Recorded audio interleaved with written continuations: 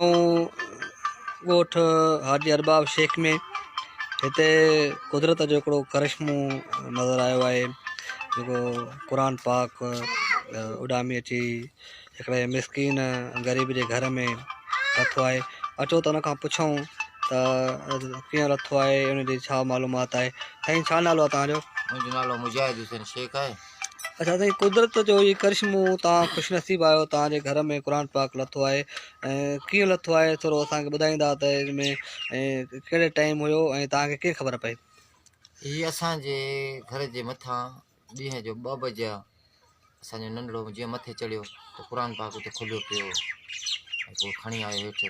हीअ क़ुर पाक आहे, जंहिंखे ॿाहिरां कवर न आहिनि ऐं मुकमिल क़ुर पाक आहे, अलफ़ लाम मीम खां वठी आख़िर ताईं।